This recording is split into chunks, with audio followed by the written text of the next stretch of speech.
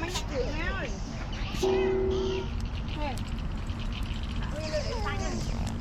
Sao vậy? Vậy ha không nóng. Mấy vô bị sao con?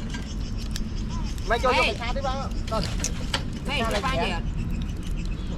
Mang. Phù là. Mấy cha. Bị sao con?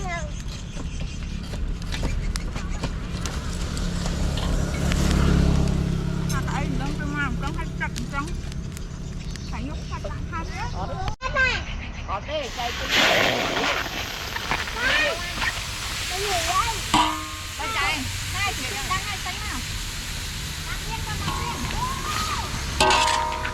Đây kia, bên này. Tiếp lại tao con này, có mà. Thằng lọt biết không? Đây, làm.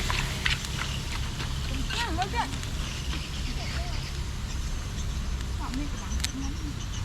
Nó cái món nó nóng. Cái dịch liền, cái dịch máy đây.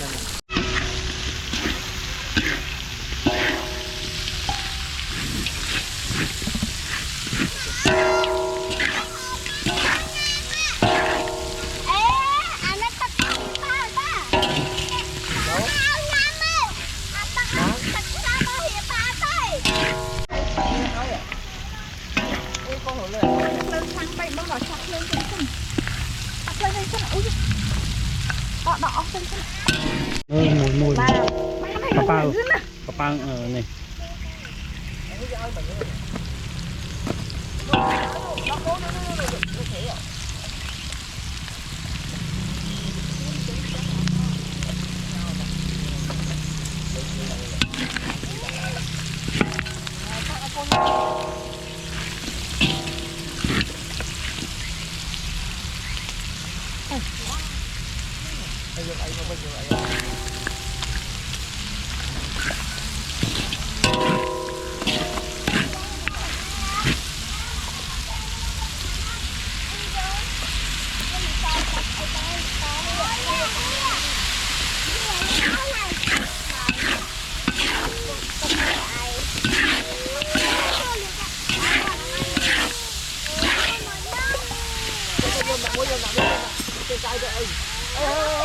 Tao nó hơi ba này.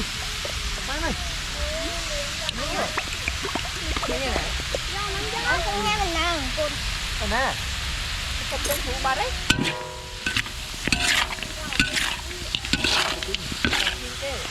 Nó bốc chân. Gió chạm tay.